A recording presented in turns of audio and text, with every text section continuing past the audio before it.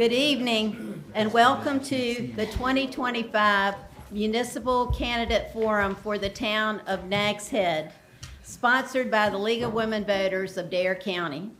I'm Carol Sykes, coordinator for this event. I'd like to thank all of you for attending as well as the candidates. And I want to let you know we are videotaping this and it can be viewed later on the League website as well as Current TV. The League of Women Voters is celebrating 105 years of existence.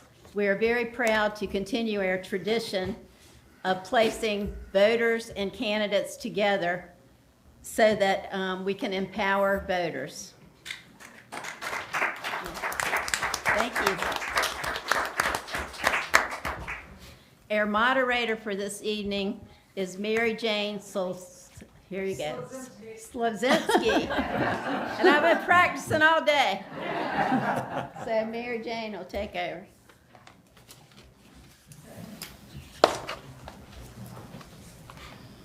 I'm looking to see where I start here. Okay, good evening. I'm a member of the League of Women Voters, and I live in Southern Shores. The League is a nonprofit, nonpartisan political organization. It encourages informed and active participation in all levels of government, works to increase understanding of major public policy and issues, and influences public policy through education and advocacy. The League maintains a strict nonpartisan policy. It neither endorses nor opposes any political party or candidate.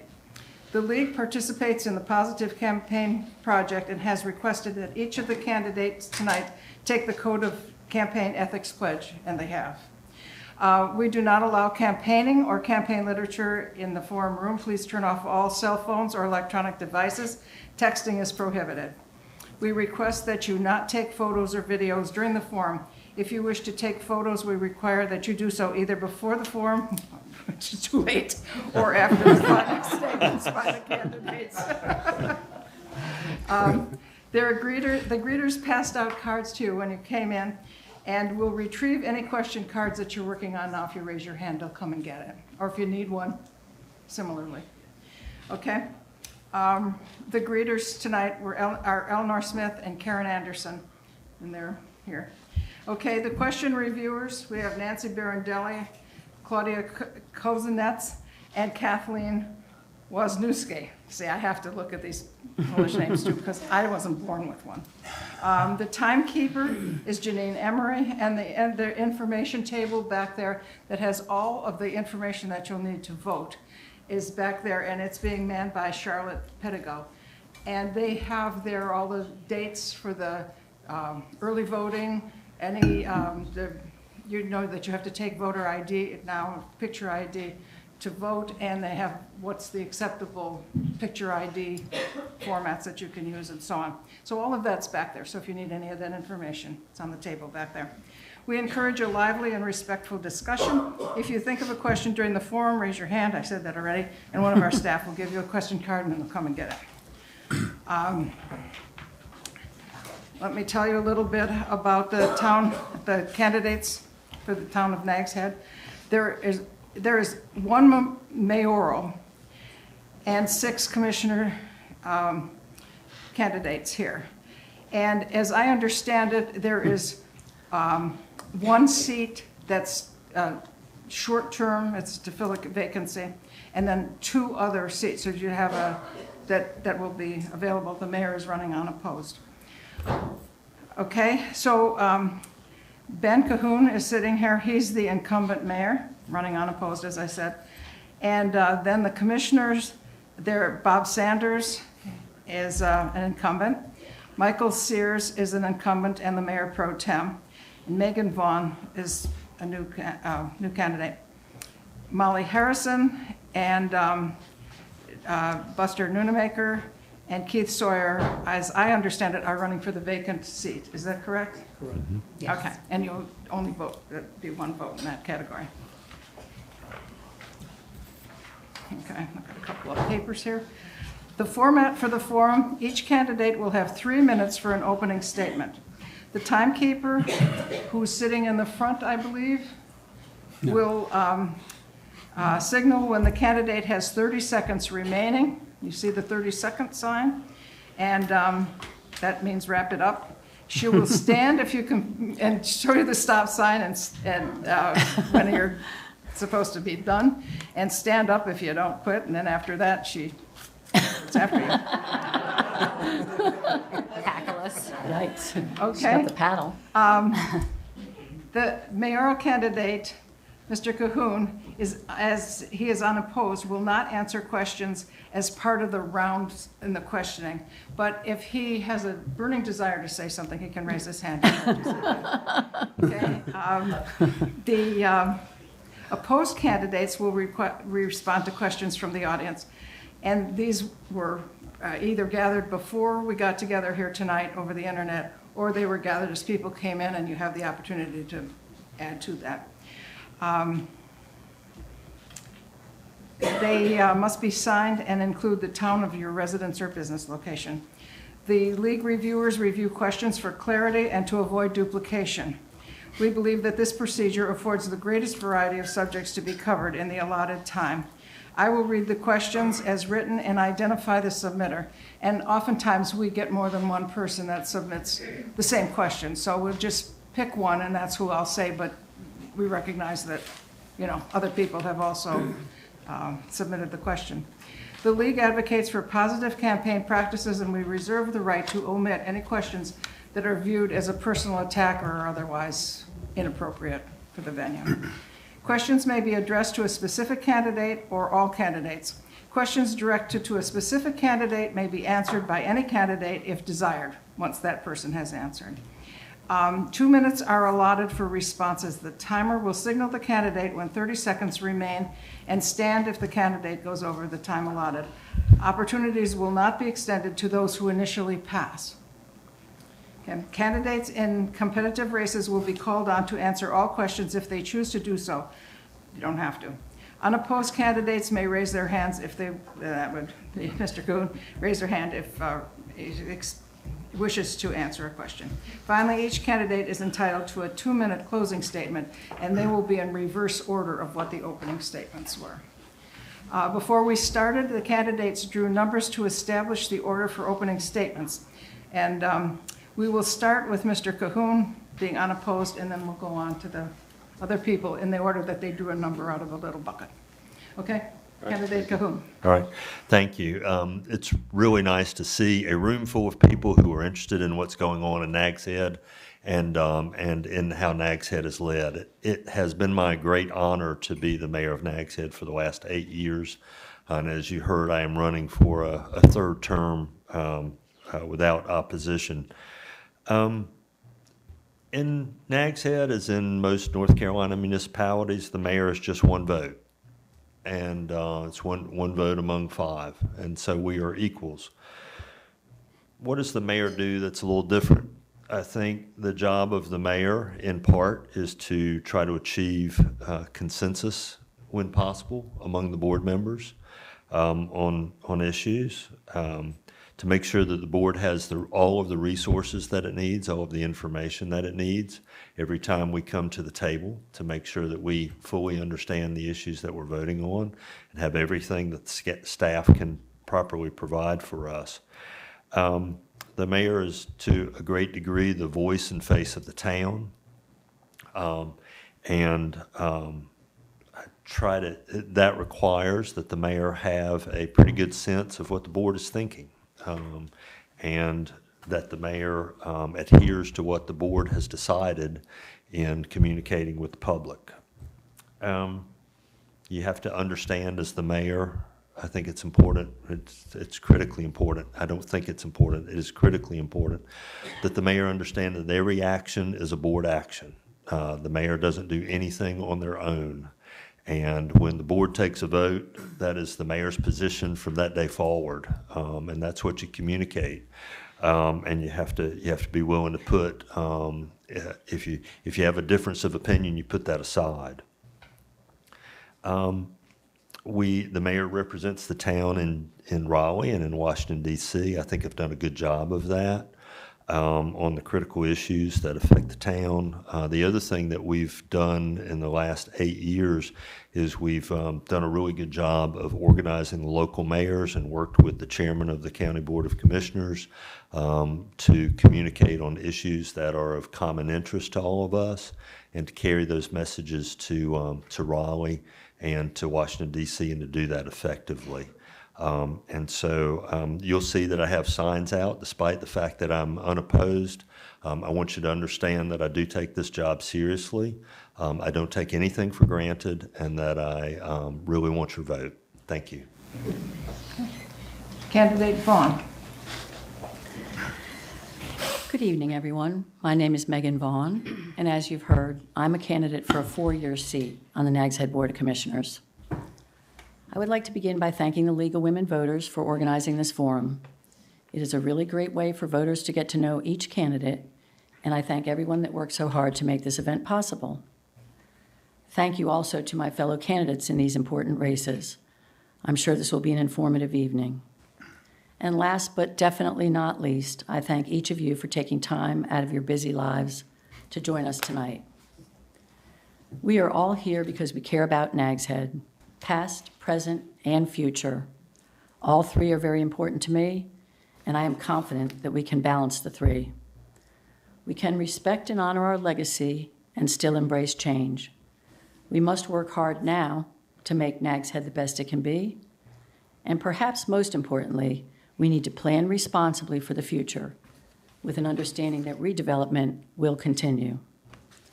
I'm currently serving in my 7th year as chairperson of the Planning Board, and I have a proven record of unwavering support for our comprehensive land use plan. This plan was developed with community input and provides a clear vision and goals to guide us as we plan for our future without sacrificing our core values or our unique character. Throughout its history, Nags Head has prioritized environmental stewardship. We must protect this beautiful place for future generations, and the town has a duty to provide a safe and healthy place to live, work, and visit. Protecting our natural resources and our infrastructure, including through shoreline management, is critical, and we should continue to support and improve the Todd D. Kraft Septic Health Initiative. Our water quality depends on it. Following the comprehensive plan and caring for our environment are just two of many important issues that we face, and all of them require hard work and effective leadership that is transparent and inclusive. As commissioner, I will work to engage residents and business and property owners with an open mind and no personal agenda. I will share all relevant information with my fellow board members and work hard to reach consensus. I will express my opinions in public and vote my conscience. I've honed these skills in my time on the planning board. I am ready, willing, and able to be your next Nags Head Commissioner, and I really appreciate your consideration tonight and respectfully ask for your vote. Thank you. Candidate Nunemaker. Good evening. My name is C.P. Nunemaker, and I'm running to be your next town commissioner, a role that I've proudly held before, and one that I'm seeking again for a very clear reason: to give the residents of Nags Head their voice back. I've spent nearly my whole life serving this town as a former commissioner for 8 years, as a volunteer fireman for over 2 decades, and as someone who stayed engaged through community boards, local festivals, my church, and volunteering. I've never stopped working for this town because I care deeply about its future. But lately I've heard the same things from many of you. No one is listening to us anymore. Decisions are being made with tourist dollars in mind, not the families, workers, or the seniors who live here year-round. That's not the Nags Head I know, and it's not the direction we should be heading. Look around. Our traffic is outdated and unsafe. Traffic flow is outdated and unsafe. The Beach Road and Croatan Highway are dangerously dark and with poor lighting and signage. Flooding continues to impact neighborhoods. Pool safety isn't being enforced. The Kelly's property sits untouched while rodents move into surrounding areas. Beach access parking is full. Locals can't even enjoy their own town. And we've tragically lost lives to bacteria in our sound, yet still no one is demanding answers why. These are not just inconveniences, they're signs of leadership that has lost touch with the community. As your commissioner, I will hold regular public forums to hear your concerns, and not just during election season, but throughout every year. I will work closely with town staff to take real, measurable actions. I will push for smarter infrastructure, stricter safety regulations, and transparent communications that keep you informed and involved, because you are the heart of Nags Head, not the politics, not the outside interests, or certainly not the special agendas. Let's get back to who we are, a close-knit, sound-side town built on common sense, respect, and neighborly values, a place where the people who live here feel seen, heard, and protected. I'm not running for attention or ambition. I'm running to serve with the integrity and experience and with a love for Nags Head that has never wavered. Please cast your vote for me on November 4th for this position. Thank you. Candidate Sears. Good evening. Thank all of you for your time coming out on a Tuesday night. It's nice to see past commissioners, past mayors, and current commissioners in the audience tonight. I am Mike Sears. I am running for my third term. 8 years ago, I sat in the firehouse because we had a mold issue in this building, and learned a lot. And I've respected every minute of my time here. I enjoy listening to the citizens that enjoy Nags Head, the visitors that enjoy Nags Head, and I'll also pay a lot of attention to the homeowners and especially the retired folks that are on fixed incomes because they don't have the money with the increase in insurance and some of the taxes that I've heard about, and the sand relocation program on the beach that we had to put into place for that. 8 years ago, I ran on stormwater. We identified areas through that. We worked towards completing each one of those projects over that 8 years, and we held the town to that to make sure that those items did get done. So many areas that were mentioned are now in better situations than they were. My second year, we looked at a 20-year repavement and repiping plan, and we put that into place. And the job of the board is to make sure the town stays on course to get those done. And those have all been planned without any tax dollars to be increased for those projects. The last 6 years, I've been Mayor Pro Tem, again an honor, and I hold it very, very much respectful. During that time, I've also been on the tourism board, and then most recently on the housing task force, which is going to be the Housing Foundation.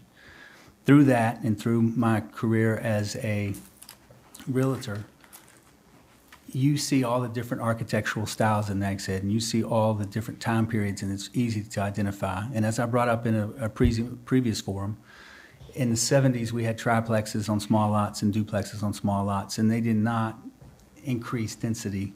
They were no different than having a 6-bedroom house or a 5-bedroom house or even a 4-bedroom house. Through the right planning and zoning measures, we could achieve that again. That would also make that very usable for anyone that could not possibly afford the way the markets went. So thank you all again for coming out this evening. I'm asking for your vote to have a third term. Thank you. Thank you. Candidate Sawyer. Good evening, ladies and gentlemen.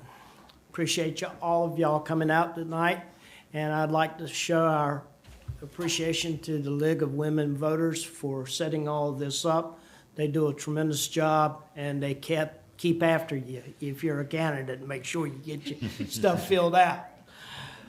But I've been living in Nags Head for a long time now, and I've been coming to Nags Head for an extremely long time. I feel like I grew up here. Actually, I was born in Columbia, grew up in Columbia. The rest of my time has been here, but it's been in other parts of the country. But there again, I'd like to say I want to represent you, not what my thoughts are, not what my ideals are, but you, the citizens, the people that work and live and play here in Nags Head. We can reach the goals that we need to reach through basic common sense solutions and very efficient to the point of fixing some of our problems. Yes, there's going to be some things that we can't fix, like affordable housing. It's going to be hard for the town of Nags Head to fix affordable housing. We just can't do it. We can't sustain that kind of growth.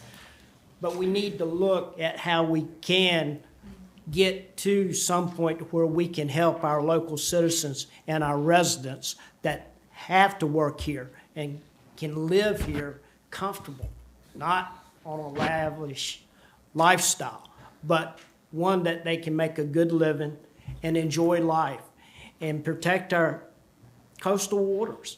It's the number one goal. We need to protect our goals. The quality of our sounds have gone downhill tremendously over the last 15, 20 years. We need to see improvement of that. And yes, the town of Nags Head is improving on that, but we need to do a little bit better. We need to improve our infrastructure. And I want to represent you as a local resident of the town of Nags Head. I've served on beach nourishment committees, the shoreline committees. I'm willing to give. I want to look out for my neighbor, whether my neighbor is 5 miles to the north of me or whether he's 10 miles to the south of me. I want to represent the town of Nags Head. Common sense solutions. Thank you. Candidate Sanders. Good evening, and thank you to the league and for everybody that came out tonight. I appreciate you taking your time. A little bit about myself. My name is Bob Sanders, and I'm running for re-election of the 4-year seat. My wife and I moved back to Nags Head in 1991 to partner in a restaurant that would be eventually called Tortugas Lie. We have owned and operated this business with my partner for 34 years in Nags Head. I have 2 children, Devin and Bryce, who were both raised in Nags Head. They both own homes here in Nags Head, and I'm happy to say that because of them, Tortugas Lie will continue to exist. They are going to stay in the family business. That's good news for me and good news for anybody that enjoys eating there. Sadly, my family and I lost Carrie to pancreatic cancer. She was an active participant in our community through the YMCA, Dowdy Park, and the Arts Council. When she was diagnosed, I was hesitant to run for the election, but she insisted. She knew how dedicated I was to our town and our community. It was also Carrie that got me started in community service when she chaired the Outrageous Art Community for 8 years. I went on to coach basketball, both soccer travel teams, and I was involved in the high school with the ladies' basketball teams. Eventually, I felt like I wanted to do more, so I set my sights on serving the town. I served on the Citizen Advisory Committee for a number of years, and when the chairman's seat became vacant, I was elected chairman. I also served for a number of years on the Beach Road Small Business Committee. I really want to be a voice for our people. As commissioner for the past 4 years, we have faced some tough challenges, and I felt we have met these challenges well, and I look forward to doing more in the future. I'm very proud to have been a member of this board. I take it very seriously, and I would be proud to serve again. As a town, we must plan for the resilience to sea level rise, stormwater management, and maintaining and improving our infrastructure. We have made great strides in all of these areas. I graduated East Carolina University with a degree in geology of all things, but because of that, I've studied shoreline erosion, hydrology, and groundwater, which makes me uniquely qualified to handle some of these situations. I was very excited to be able to serve on the Estuarine Shoreline Management Committee that the town has begun, and I'm very excited about the grants that we received, and we are making great strides in that area. We must meet all these challenges while providing essential services to our property and our business owners. We must protect the character of Nags Head, protect what makes us Nags Head. I have the experience to shape these decisions, not only for today, but for future generations, and I humbly ask for your vote. Thank you. Thank you. Okay. And I think the last one is candidate Harrison. Hey, everybody. I'm Molly Harrison, and I am running for the two-year seat. And thanks to the league for setting all this up, and to all of you for showing up. I know that if you took the time to show up here, it's because you care about Nags Head, and you're invested in Nags Head, and you love Nags Head, and you're concerned about our future, and that's why I'm here too. That's why I'm running. I've invested 30 years of my life in this town, and I love it here. And one of my top priorities is to preserve what we all love about Nags Head and keep it sustainable so we can continue living here. My husband Patrick and I moved here right after college, and we've lived on the same little quiet street ever since. We could not have imagined a better place to raise our two children. We are a very outdoors-oriented family, very water-oriented, and we highly value the natural resources here and just the community of people around us. We do have a family business, Harrison Boat Works, and while it's located in a different town, it is very dependent on the clean water that each town has an impact on. I got involved with the town when it came to light that our little teeny neighborhood at Milepost 15 was zoned commercially. And we learned that this left our neighborhood very vulnerable to the impacts of development on the properties around us. So the neighbors and I rallied up, overcame our fear of speaking to the commissioners, and was set about changing that. And we were successful. The commissioners at that time agreed to give us a residential zoning for our neighborhood. So that's helped protect our neighborhood, and that's been a good thing for us. From there, I stayed involved with the town on various committees. For 2 years, I served on the Focus Nags Head Advisory Committee, and this helped shape our town's comprehensive land use plan. I'm still serving my second term on the Nags Head Planning Board. So together, those experiences have given me 8 years of hands-on experience with land use and planning issues, and with working with staff and people and decision makers around the town. Most importantly, working on the planning board and on these committees has taught me the value of gathering community feedback and having the entire community have a voice, because making decisions is really about representing the majority of what our town wants. And based on the most recent town survey and from my conversations canvassing with many people around town, I know that you all want to preserve Nags Head's special character and the quality of life and be able to sustain living here. My priorities, oh, I'm already there, okay. I need to speed up. My priorities are to manage growth and density so that we can maintain our small town character and be able to grow within our environmental capacity and be able to maintain our services, to support small businesses, which have always been the backbone of Nags Head, to safeguard our water quality through continued investment, to continue looking for housing opportunities, and to just continue the high-value services that Nags Head is known for. I'm fully committed. I got to stop. I'm committed. I want your vote. Thank you for maintaining the timeline. Yeah. Okay, now we got everybody right. Okay, now we'll have questions and answers from the voters. And the first one that I'm going to read is from Stephanie Powers and from Nags Head. If you are elected to the Board of Commissioners, what would be your main priority? Please be specific as to what actions you would take. And the first person we're going to hear from is candidate Sears. Thank you. If I was reelected to the board, the main thing I would do is stay the course. We have a wonderful land use plan already in place. We don't have to renew that right now. We've got the infrastructure and stormwater programs going forward if we maintain that. And when I started 8 years ago, that wasn't in place, and nothing had been done since the town developed. So stay the course, look how we can prevent overgrowth when it comes to commercial or even more hotels, which I'm sure you'll hear from someone else, and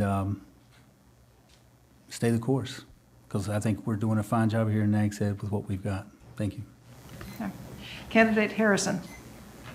Okay, if I'm elected, I would like to keep investing in many of the things the town is already investing in. I would make sure that we still invest in stormwater and septic health.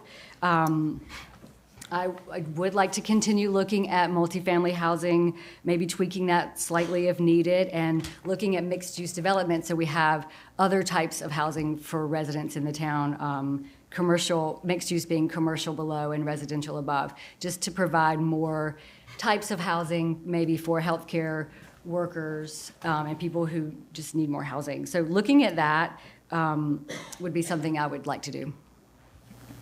Thank you. Candidate Vaughn. One of the reasons I'm running for the board is because of a firm commitment to the comprehensive land use plan. It will be updated soon, and I think it serves us very, very well. We've had others mention the history, the people who have come before us have been laid out a plan for us, and I think it's really important. We've learned to use it exclusively in planning board, and I think it's important that we use that as our guide always moving forward. So that would be my top priority. Okay, candidate Sanders. I think I would have to say long-range planning. And the reason I would say long-range planning is a lot of people look maybe 5 years down the road, 10 years, but in Nags Head, I think we've done such a great job of controlling development that we need to keep looking down the road. And we need to balance our development and our environment. And I know density was a major concern for some people because density affects stormwater, water quality, and many aspects of the town. And I think that would just tie everything in, and it would be one of my major goals for the town of Nags Head. Thank you. Candidate Nunemaker. My priority will be listening to the voters and the people who live in this town. Their voice is not being heard, and I believe it's high time that we start listening to the people who live here and stop letting the tax or the tourist dollars generate the conversations. I hear all this stuff about stormwater. I sat on the stormwater committee, and we actually came to the town and asked the town for $500,000 more so we could at least complete one project.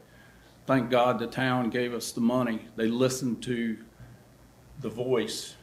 I was the voice that day for the board, the 7-member board that was the stormwater committee.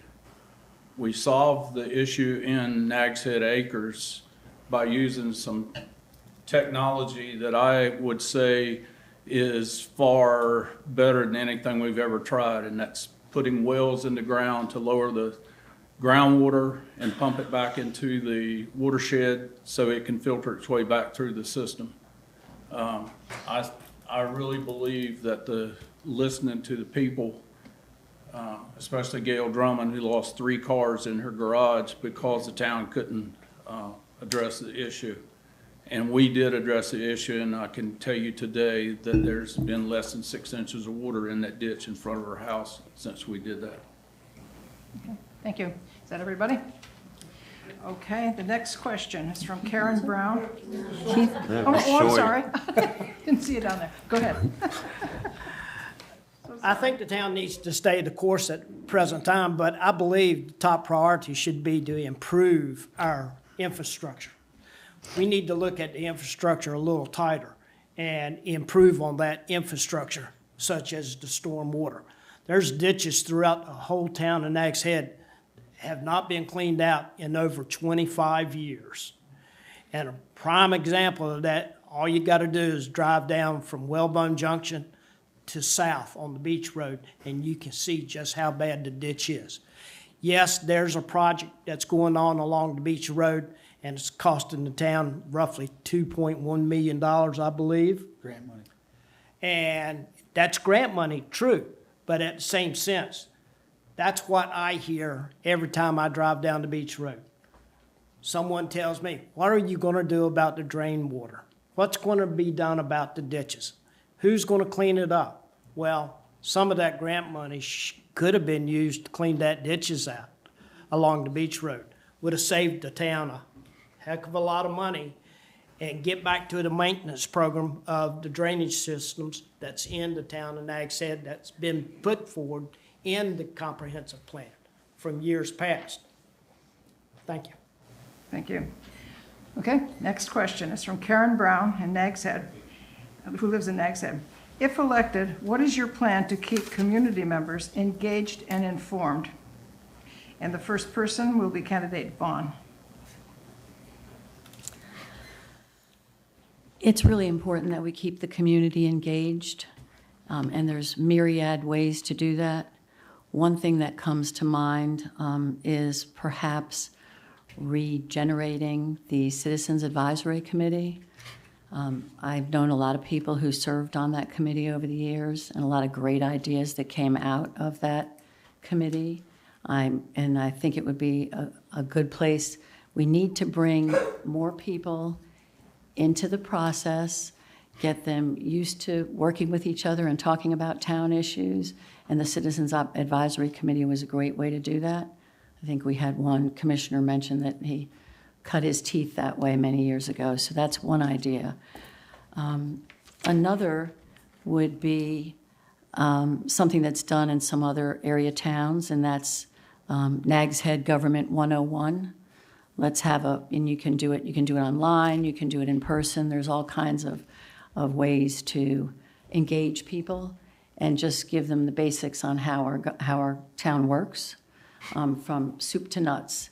And I've been really impressed with a lot of the communication on our town website, and I've talked with other people. It's informative, but I don't know that if people know to go to it. So I think it would be great if we had a place where people could go and just understand the basics of how our town operates, and then perhaps do these, seminars, et cetera, in person. The other thing I've noticed is that sometimes we don't use all the necessary channels. I participated in a forum with the police department in the spring, and there was a Facebook interaction, a Facebook announcement, but there wasn't a letter sent or an email sent to each business owner in town. So I think we have to be careful to be sure and touch all the bases. Okay. Thank you. Candidate Sawyer. I would think that it would be nice for the town to hold meetings other than just a commissioner meeting, a town meeting once a month or twice a month. Hold community meetings throughout the whole community, throughout all of town, and inform the community of what's going on and be transparent about it. Bring up the issues. Let the citizens of the community bring the issues to us, or to the board, and speak out about it. Some are just scared to get in front of people and speak. Well, that's how some things get done. Speak about what's going on. Let the community come to each and every one of us, My phone line's open, just call. I'll listen to you. Not saying I can do anything about it, but there again, that's what we need to do.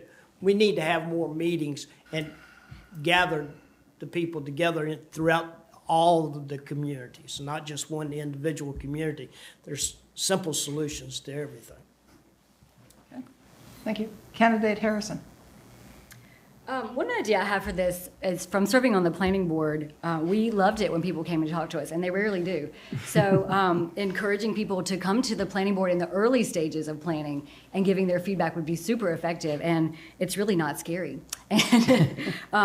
And if we could somehow let those agendas get out to the public a little earlier, or in a different fashion maybe, then people would know what we're up to and they can come and talk to us about what they think about that. That's one idea I have. Another one is just encouraging people to really come talk to us. And, I'm somebody who has firsthand experience of speaking up about something happening and getting results from the Board of Commissioners. With the hotel going up in our neighborhood right now, the commissioners, many of our neighbors have come to talk to the board, and the board has bent over backwards to make the impacts of that lessen on our neighborhood. They've put up no parking signs, they've helped us with street widening. So in my personal opinion, I think that this town does a really good job of reacting to people when they come with issues or problems. Another thing I can think of is just inviting people to committees. I know I've been invited to serve on committees just as a volunteer, but I was really glad to have an opportunity to give my voice on something, and I think that other people would feel the same way. So inviting more people to sit on committees would be a way to engage more people. Thank you. Candidate Sears. Yeah, I think the biggest problem is we're so overwhelmed with so much data. If you pay a water bill in town, you get an email from the town that updates what's going on. We also have social media that puts out from the police department, fire department, and our town media person with everything that's out there. And all of these meetings are filmed, recorded, and live, even the planning board meetings. I think sometimes the information you're seeking, and I will admit that it happens to me, you can't find because there's so much data that's coming at you from so many different angles. But word of mouth is the best way to talk to anybody. So if somebody you know in a neighborhood, or there's a new neighborhood coming up, an issue in that neighborhood, just stopping by and talking to them or giving somebody you know in that neighborhood a call is the best way to reach out. Thank you. Thank you. Candidate Nonamaker. Yes, I believe that in my campaign that I've been projecting that we need to have more community forums, more smaller get-togethers. The boards that Molly mentioned a few minutes ago are boards that the town established, but sometimes people get a little gun-shy of speaking at that type of informational gatherings scenarios. And I believe that informal settings is a better way of getting your information. I mean, I don't have to go very far before somebody bends my ear about something that they don't like about the town or something that needs to be done. I served 26 years as the community watch person in Nags Head Acres, and it was nothing for people to come and knock on my door and tell me something was going on. So we got to listen better. We've got to respond better to the people who elect us. And I think that's the way to do it. Don't form another board. Don't do like the county did one time with consolidation of services. They put 17 people on a board and we got nowhere. It could have been done with 5 people, but we had 17 people that served on that board. So listen to what people are saying to you and do what's best for the people. Thank you. Candidate Sanders. Can you repeat the question? It's been a while. Diluted. If elected, what is your plan to keep community members engaged and informed? I would look to social media and the town website. And I mean, the town has put on some very good historic movies at Jeanette's Pier, which have been highly attended. And I think just being in public, like a lot of people have said, it's tough sometimes for people to come into this boardroom and talk to people. They get nervous and they don't really want to do public comment knowing that it's recorded and that they're on TV, and then it makes some people nervous. And another good source is the things that have been going on at Dowdy Park, which have been huge, and they've been attended very well. The music nights, it's great for the community. I've seen a lot of people out there. A lot of people have talked to me in that setting, and they feel a lot more relaxed. Also, the farmers market that has gone on out there. But, you know, listening to some of the others, I think, you know, maybe a public workshop held in the evenings once a month might be a good idea to get people in an informal setting, something that's not recorded, somewhere where you could just come in here and talk freely and ask the commissioners questions and ask them about what's going on in the town. And those would be my suggestions. Thank you. Thank you. Okay, the next question is from Rob Ross, who neglected to put down whether he lives in this town. I do. Good. Okay. Given the newly formed housing foundation and the housing shortage, should the 6 towns share in the startup costs? And the first person we'll hear from is candidate Sawyer. Should the 6 towns share with the affordable housing cost? In the Setup. setup cost is what it says. Is that the question, right? I'm sorry? I can clarify the question. Please. I don't think so. We'll just read it as it is. Should the 6 towns share in the startup cost is what it says. Yes, I believe they should.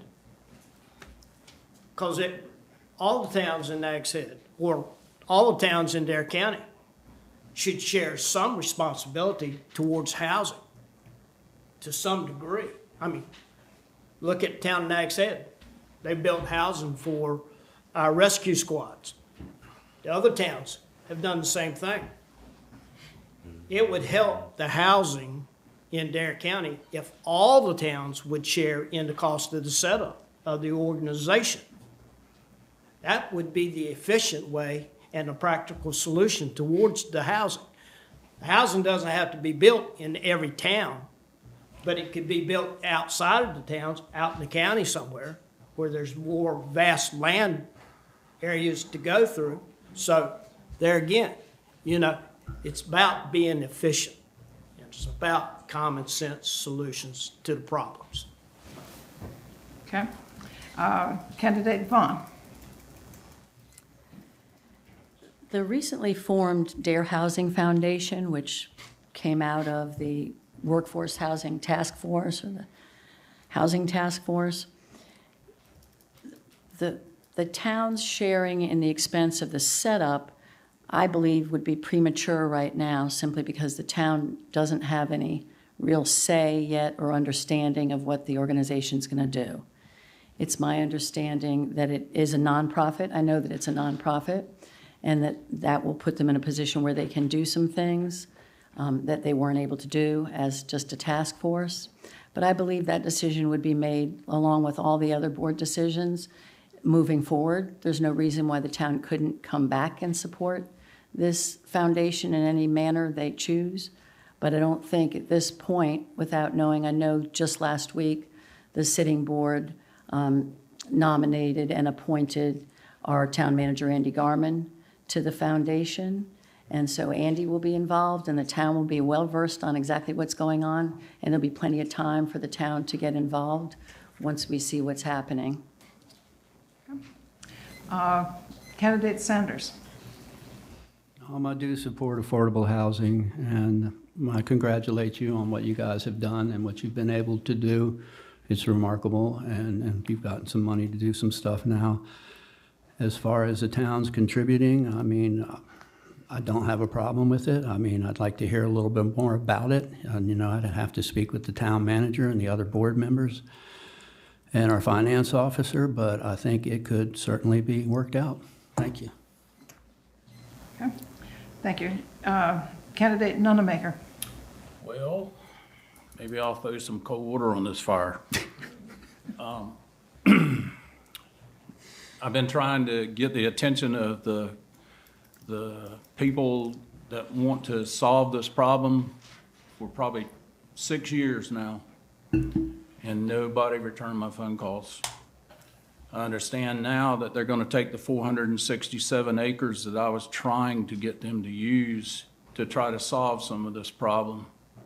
So my answer to Rob's question is, I would support it as long as there was a finish line, as long as there was going to be something that was going to come out of it. We've been beating this horse until that horse can't run anymore. And it's time to finally address the situation. We have two issues, and I'm sorry, Donna, I don't mean to be talking out of line here, but we have workforce that is summertime workers.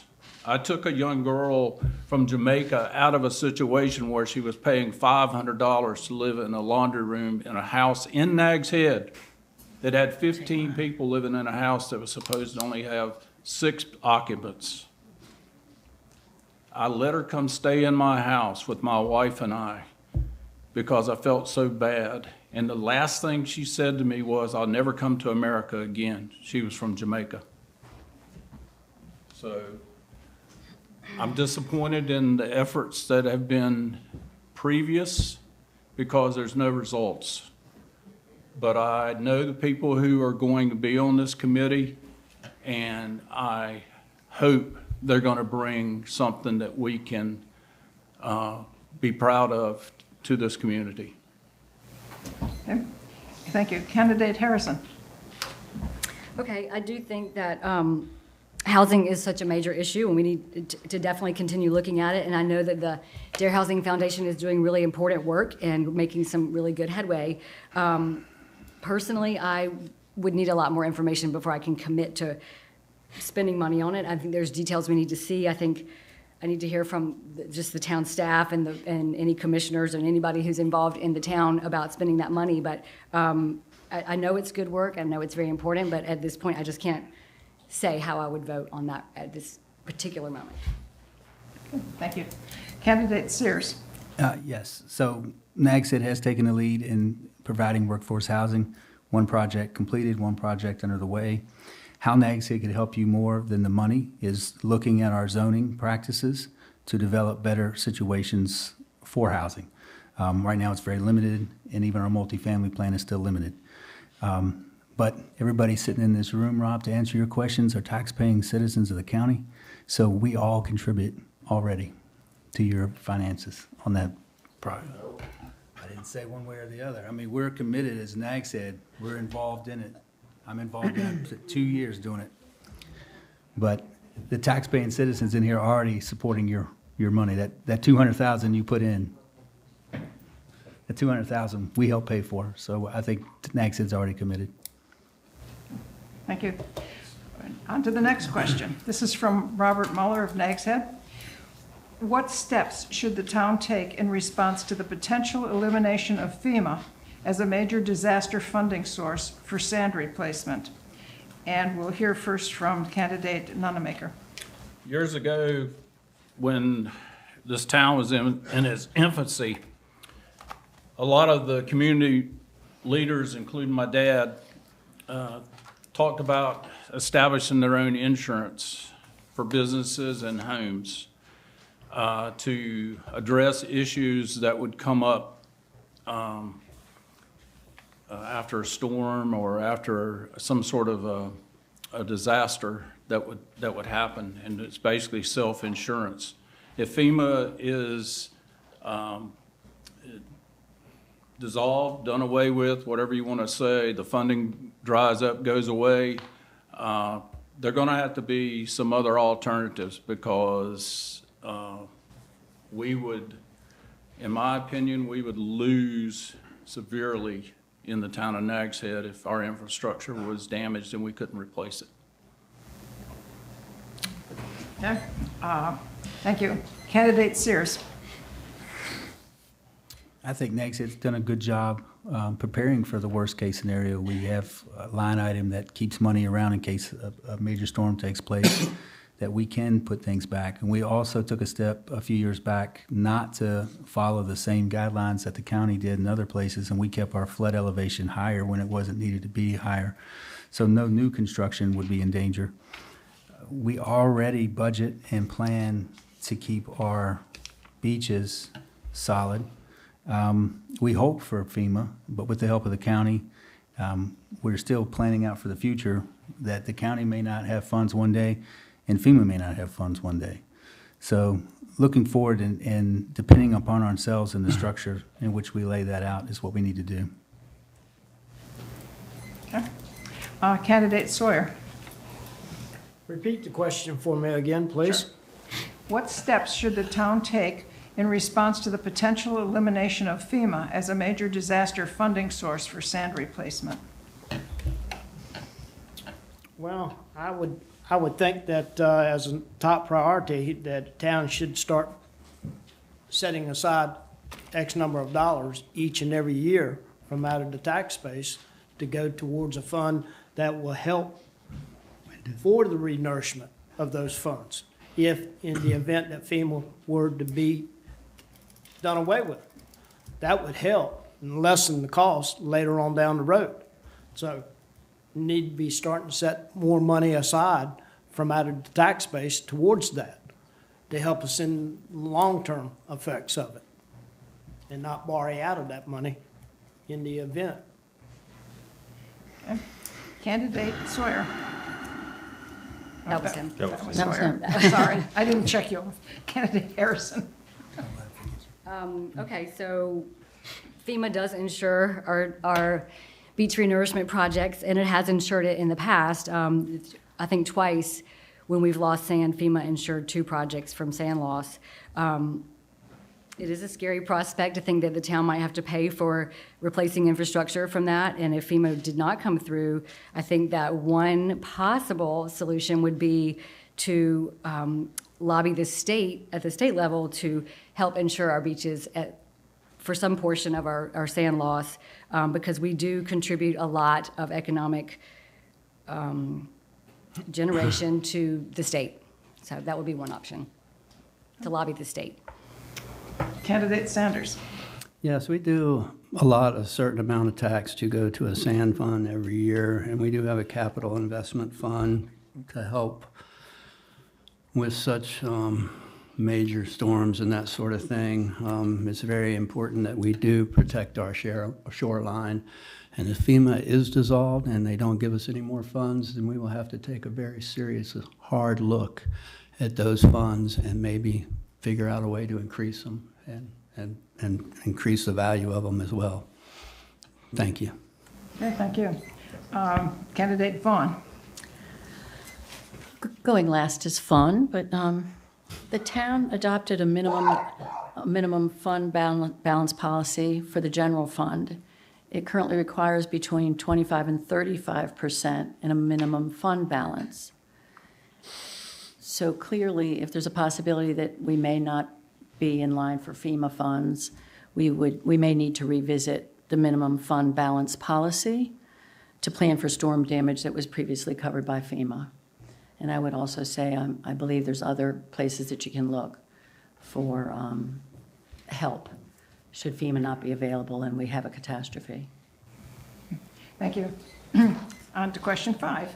This was submitted by Michelle Chimento, something on that order?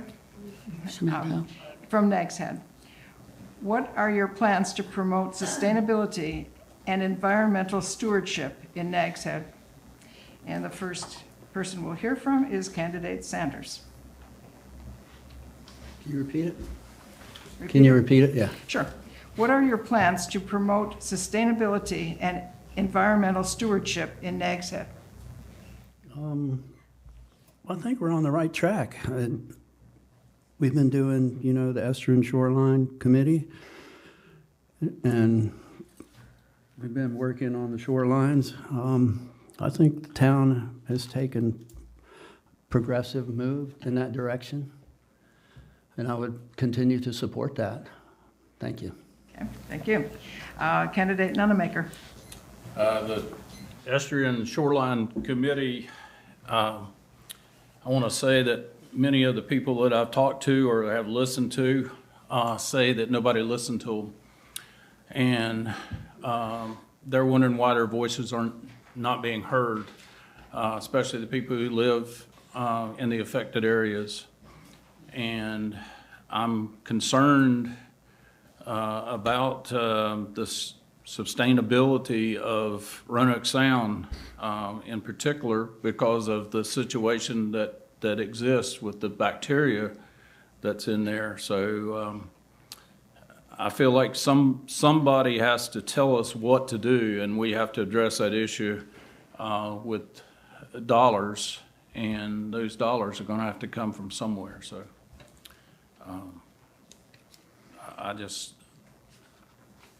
I listen to what the people say to me, and they're saying nobody's listening to them. Okay. Candidate Vaughn. Can you repeat the question, please? What are your plans to promote sustainability and environmental stewardship in Nags Head? So promoting sustainability, we've got some really interesting initiatives on that lately, including the Dark Night, Bright Sky initiative and things like this. I think it's really important to engage the community. We keep talking about this throughout the evening. So to promote sustainability, I think we need to involve the whole as many people as possible in the process and engage stakeholders so that they too are interested. For example, in my travels around town in the last 2 months, I've talked with a lot of people who are very concerned about stormwater, and rightfully so. Some of them are very pleased with some projects they've seen. Some are concerned with projects that are near them. Some have wonderful stories to tell about big improvements in their neighborhoods. So I think, again, as so many things, it comes back to engaging the community, making sure they have the information they want or need, and letting them participate in the process. Okay, thank you. Candidate Sawyer.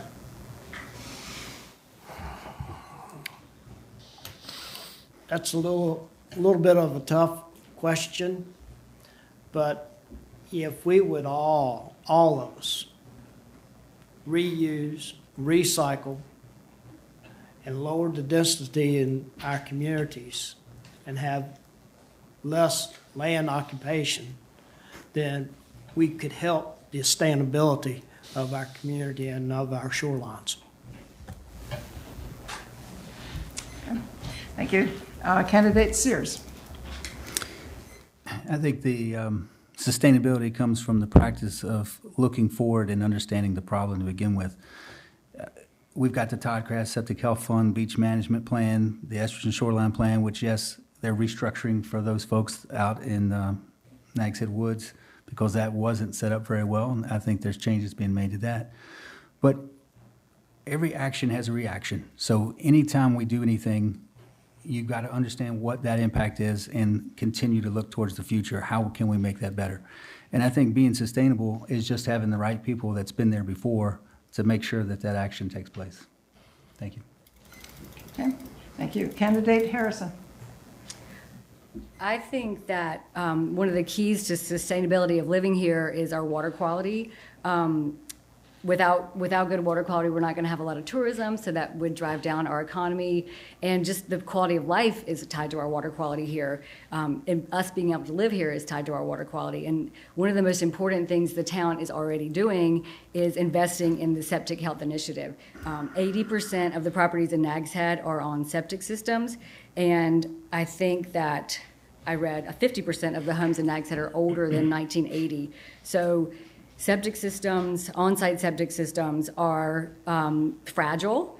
They can be overused due to high occupancy. They can be improperly used. They can just fail due to age. And when septic systems are failing, that wastewater mixes with groundwater. That groundwater eventually makes its way to the ocean or sound because Nags Head is an outfall-dependent town. So all of our water is moving out to the ocean or sound. So I think the most important thing we can do for sustainability is to keep investing in this septic health initiative. Okay, thank you. On to the next question. This is from Jeffrey Ackerman in Nags Head.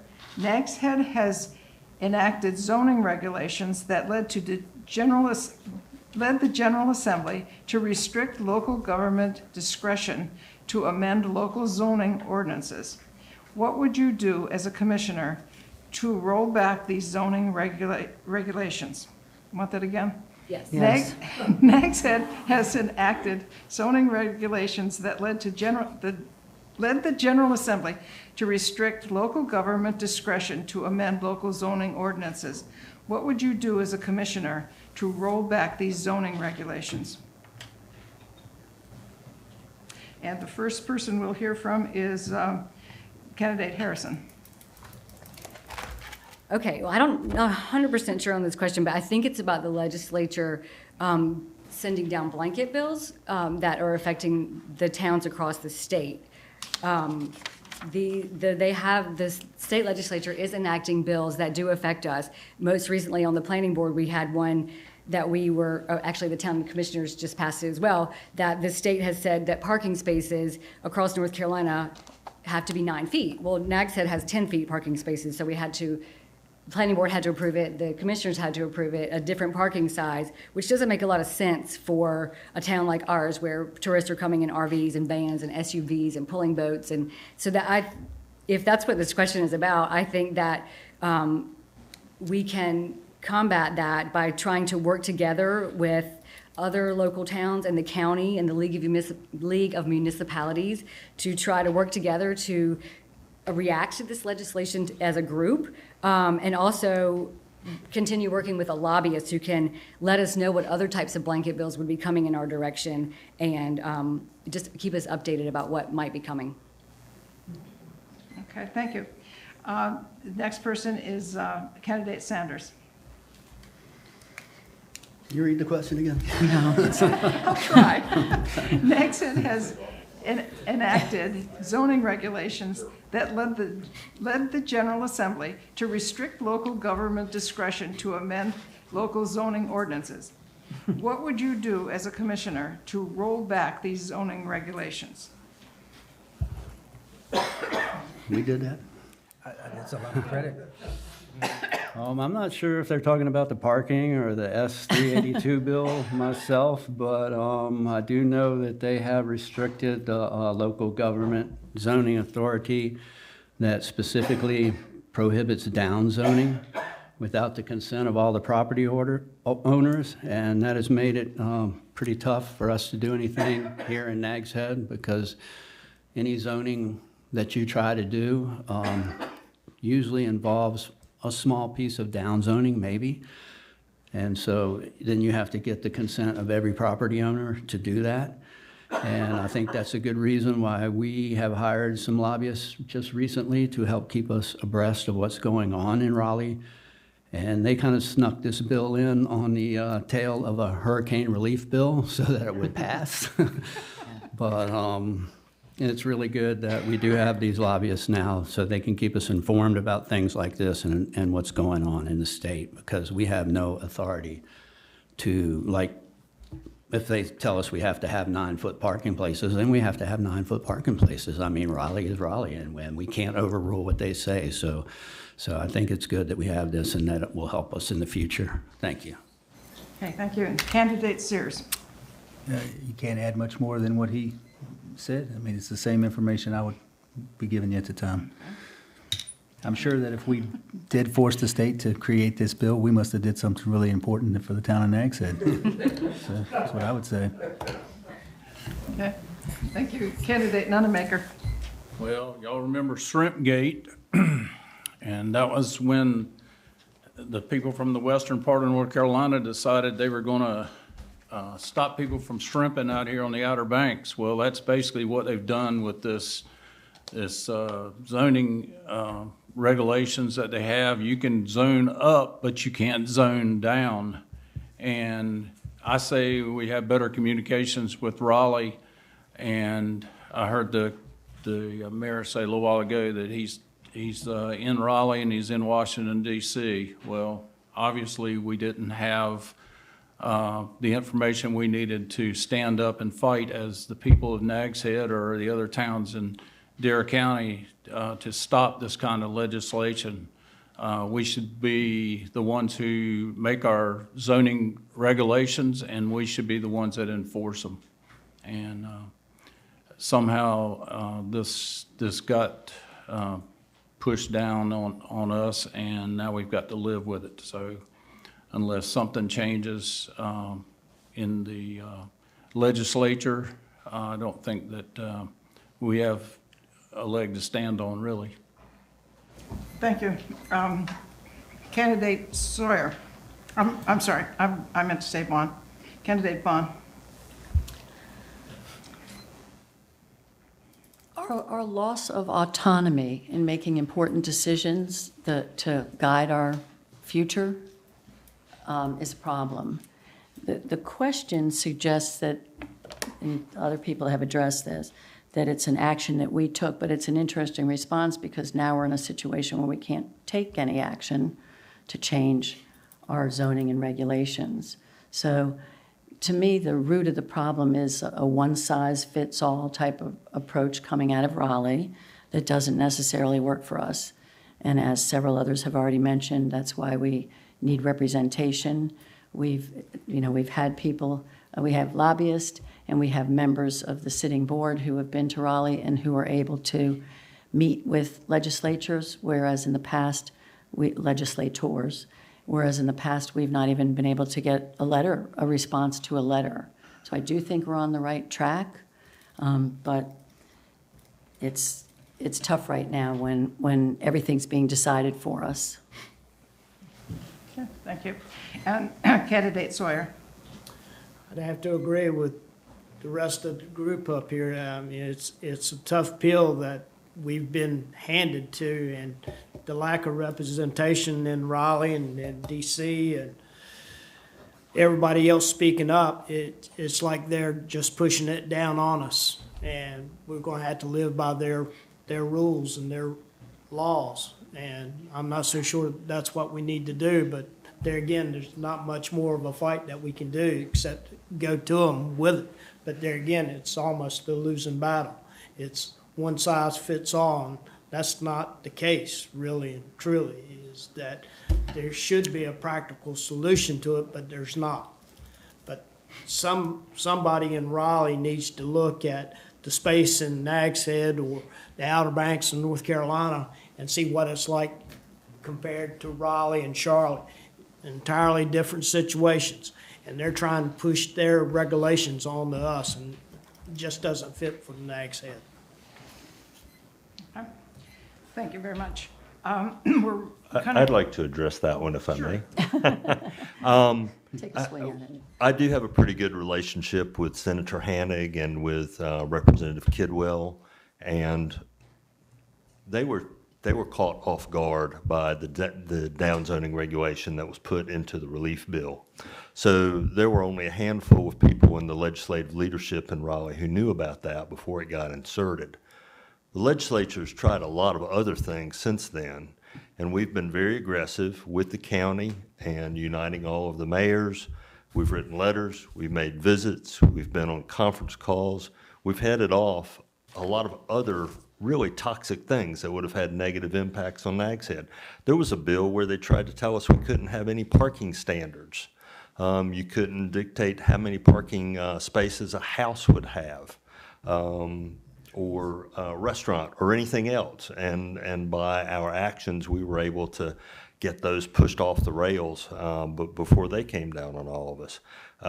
I agree with one of the statements earlier. Until there's a change in Raleigh in terms of the leadership, they're going to continue to try to push those rules down on us and limit our autonomy. Thank you. Thank you. We're going to have a speed round this time because we're running out of time and we don't want to keep you here too late because we still have the closing statements and so on. So let's have a speed round here for this one. This is from Courtney.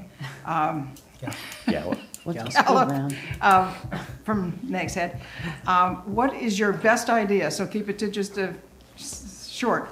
Your best idea to make Nags Head an easier place to start and run a small business. And the first person we'll hear from is Candidate Nunemaker. First thing I hear when I go somewhere, talk to a business person is at some point we've got to relax the regulations that we have. Regulations have got overbearing for small business, and they can't afford to be in business because of what they consider to be overregulation. You got to have some sort of regulations, like Ben was just saying about parking, and you got the size of the building, the occupancy of the building. Right now, if you look up in the northern end of the town, the new restaurant Shaka's up there, I don't know how many people they're permitted for, but they're parking cars all over the right-of-way in the north end of town. Their parking lot is full. Their employees don't have anywhere to park. Who's regulating this? Who's taking a look at all this stuff? So I think that relaxing some of the regulations, but also keeping in mind that a business is permitted to have X amount of people by the fire marshal, and we need to look at everything as far as that goes. Okay. Candidate Sanders. It's a great question. I'd like to see some more small businesses operating in the town of Nags Head, and I'm not sure exactly how to do it. I mean, the best idea might be some tax incentives or, you know, some ways that the town could help to expedite their permits that they need and some of, you know, and help them instead of, you know, sometimes they kind of create obstacles that they're not looking for when they could maybe help them come up with a solution to these obstacles. And that would be my best idea. Candidate Vaughn. My best idea, and it's been tried before, would be a standing committee, an organized business committee, perhaps with town staff involved, most likely with town staff involved too, so that you could have a platform. Maybe this could come out of the Nags Head 101 or Citizens Advisory Committee, where there would be a place where you could go. I mean, we see it at the county level, you see it that, you know, people can go to the bomb center and get help with issues relative to them. So I think a standing committee that's always there and always available with volunteers and staff support to help businesses, because they are definitely welcome in Nags Head. It's critical for the success of our town, and we want to do everything we can to support them. Okay, thanks. Candidate Harrison. One idea or one thought is we have had challenges with bigger businesses wanting to come in and do something larger than our ordinances allow and something larger than our current small businesses have already been doing and have had to abide by. So I think that our town really needs to hold the line on not changing the rules for new, bigger businesses that want to come in and compete with our smaller local businesses. I think if they want to come in and follow our rules and our ordinances, then yes, please come, but our small businesses have been following those rules all along, and we should keep the playing field level. Okay. And do we have one more? I think we have candidate Sears yet. Sawyer. That's the order, but we'll go this way. I'm sorry. I would say that, and it's just been brought to me on multiple levels from multiple things, from, you know, building or adding on to properties, like if you wanted to expand, if the town developed a 10-point checkoff list that was very laid out, very information, so when they walk right in, they can go, yep, I meet that. They don't have to worry about what cost or any of the others going to catch them on the other side. I would like to see a small business committee reactivated locally of the business owners to provide some sort of mentorship, because a lot of folks that start businesses, they jump in because they see somebody else did a business and they don't really understand what that business entails. They don't understand bookkeeping. They don't understand what expenses may or may not happen. That mentorship program we all had at one time, Google isn't going to do it for everybody. I would like to see the small business committee start back up, whether it's private or initiated by the town. Thank you. Okay, let's do one more. We'll just have a few-word answer. You got one more person. Pardon me? Few-word answer. You say we have to stop? Yeah. Okay. Well, oh, I'm sorry. That's all right. Again? Plain and simple. Keep the rules and the regulations simple for all businesses to follow by one simple rule and a list. Like Mike said, have a list for the businesses to look at and check off on. Make it plain, simple, and common sense.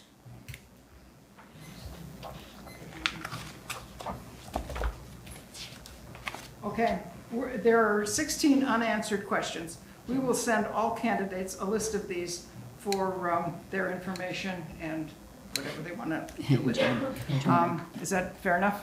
Fair. Yeah, we got a lot of questions. This is a very active community. So anyway, now we're going to go to the closing statements. And again, we're going to go in reverse order. So we'll hear from candidate Harrison first. Okay. I have real and current experience working with the town on a variety of issues, and I have the passion and I have willingness to do this work for our town residents and business owners. I believe we share the values to maintain our town's special character and sense of place, to support small, locally owned businesses, to adapt to our changing environment, to maintain our water quality, to affordably maintain the high level of services that we are used to, and to encourage additional housing options, and just to ensure a high quality of life for all of us. I think one final thing I want you to know about me is that I've spent my career as a journalist, a writer, and an editor. I've been doing this work for 30 years, and this is centered on asking questions, listening very carefully, researching very thoroughly, and working collaboratively with a lot of people. And these are skills that I think can translate into effective public service. As a commissioner, I will welcome citizen input, be open-minded, gather the information I need to make really well-informed decisions, and cooperate with all parties to make sure we're making the best decisions for our town. I have put in time with this town, I have a track record, and I'm willing to preserve what we love about Nags Head and grow with vision. Thank you to the league again. Thank you to everybody for your questions. I love it that we had too many questions for people and for time. And if anybody has other questions that didn't get answered, you are welcome to reach out to me. I'm happy to talk with you about anything that's on your mind. And I would love to get your vote. Thank you. Okay, thank you. Candidate Sanders. Once again, I want to thank everybody for coming out tonight. So I lived here in the 80s for a little while, and I met my wife here, and we moved to Los Angeles for about 5 years, where she was very successful in the business, movie business. And something just drew us back here. It always does. We love Nags Head. I started a business here. I raised a family here. My children will continue to operate the business that we created. I wish to continue to serve as a commissioner to ensure the vision of Nags Head is preserved for future generations. I am transparent and open in my style of government. I believe that some of the best ideas come from our citizens, and I want to be a voice for the people and a voice for small business. I'm active in my community, and I interact with a lot of people, and I'm always sourcing feedback and listening to their concerns. In 2017, Nags Head adopted its comprehensive land use plan, a long-range document, and I'll quote, guiding future development by balancing community needs, preserving character and the environment, and supporting a tourist-based economy. That comprehensive land use plan was readopted in 2022. It is my intention to follow the guidelines set by this plan. Nags Head has so much character and is ours and the guidelines' goal to preserve its unique character, preserve its natural environment, and ensure a high quality of life for its residents. In 2023, Nags Head conducted a townwide community survey. I refer to this survey frequently in my decision-making for the town of Nags Head, and I consider it to be a voice for the people.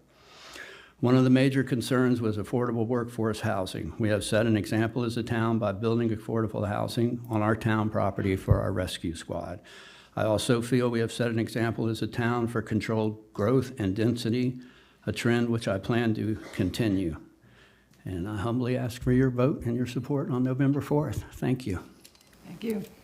Candidate Sawyer. Once again, thank all of you for coming out tonight and listening to all of us. And I'd like to reiterate the fact that I want to represent you, the residents, the citizens of Nags Head, not just the residents, but also the businesses as well too. I have my own concerns, what I'd like to see accomplished. But it's a team effort. It's a team ordeal where everybody has to learn to work together and join together to solve some of these problems that the town of Nags Head has. And we can do it all, but we need to get back to our basic infrastructure and improve and be more efficient about how we're spending the money and our taxpayer dollars' money. Thank you. I appreciate a vote. Look forward to seeing you on Election Day. Thank you. Candidate Sears. When I moved to Nags Head, my wife and I, we've been at all levels, all areas. We both work 2 jobs, and we love to be here, and that's why we work 2 jobs, because at the time we couldn't afford to be here. I've spent years getting to a level that I can sit up here, and I'm honored to be able to say that I really have respected my time and enjoyed my time here. 8 years seems like a long time, but I will tell you, it takes at least 3 years to understand what you're doing when you're in here, because a lot of the comments you hear tonight aren't really what's happening. A lot of it is a lot more progressed than that. With that knowledge, I would like your vote to move forward and maintain the gains we've made and plan for the future with those gains. So thank you very much for being here tonight. Thank you very much for the league and all the candidates. Best of luck. I would like to have your vote on the 4th. Thank you. Thank you. Candidate Nunemaker. Common sense leadership begins with the people that sit behind this desk tonight. And I hope that you will make the right choice for the leadership that takes the town into the next session of whatever comes before the town. I'm going to tell you what I'm for. I'm for better traffic management, better stormwater and rainwater management, getting the NC Department of Transportation to take responsibility for constant flooding of our roads, supporting Nags Head town employees, supporting businesses in our community, and cleaning the old Kelly's property up, supporting projects that benefit our residents with recreational and leisure opportunities, educating visitors to stop before they walk across our crosswalks, regulate electric bicycle use and the safety of same, better lighting on our major highways, 158 and Croatan, 158 Croatan Highway and NC 12, better directional signage for the town on 158 NC 12, maintaining access to the beach, pedestrian and vehicle. I believe sidewalks are necessary to give West Side homes a way to the beach. The building of the new bridge in Currituck, which I know is not in Nags Head, but I think it's real important. So why am I running for a seat on the Nags Head Board of Commissioners? To let everyone know that we, the residents, exist. We have a stake in this place we call home, and we need a strong voice. And I'm telling you, I am that strong voice. I want to thank you and respectfully ask for your vote on November the 4th. Thank you. Candidate Vaughn. Another big thanks to the league and to everyone in attendance tonight. In May of 1984, and only 2 weeks into my marriage, I moved to Nags Head and had my first misunderstanding with my husband. I simply could not understand how he didn't even have a key to the house we were renting, and he didn't understand why I kept locking everything. I adjusted quickly once I discovered that locks really made no difference because the neighborhood kids just crawled through the doggy door anyway whenever they wanted to visit. 41 years later, I am so very grateful to call Nags Head home and proud that it is still the same safe and welcoming community, a community where I was able to build a home and raise a family. My grown daughters spent countless days exploring our incredible natural spaces, Jockey's Ridge, Nags Head Woods, and our sound and ocean beaches. Now children enjoy the YMCA, Dowdy Park, and many other parks, paths, and playgrounds. They attend Nags Head Elementary School and can even start life right here in Nags Head at the Outer Banks Hospital. Over 2 decades ago, a candidate for the Nags Head Board of Commissioners knocked on my front door and asked what was on my mind. I said that I was worried about all the family-owned cottages and motels that were being torn down and replaced with very large rental homes. It seemed that Nags Head was changing quickly and drastically. A few months later, I found myself serving on the large structure committee, and I have served ever since when called upon. Now I am listening to friends and neighbors all over town and encouraging them to get involved. We've seen incredible growth and change, and that brings incredible responsibility. I am ready to step up as commissioner, and I ask you to make it happen and cast your ballot for me on November 4th, or sooner. Okay. Thank you. And we'll hear last from Mayor Cahoon. Okay, thank you.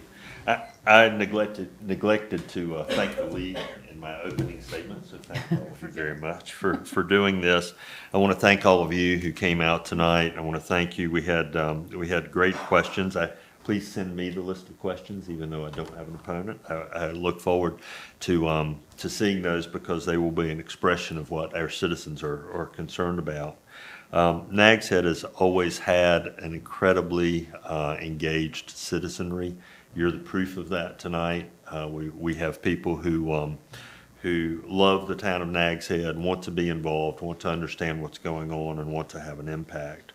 You've also heard tonight's thoughtful responses to those questions, And I look forward to serving with whatever board is elected in November so that we can do better where we can, but we can keep Nags Head in front and moving forward. And I do humbly ask for your vote come Election Day. Thank you. Okay, thank you very much.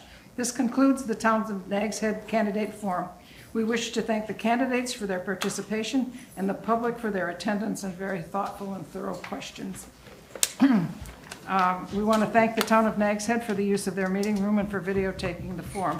We will post the video on our website, which is lwv.darenc.org. I'm sorry to stumble. If you just search for LWV Dare,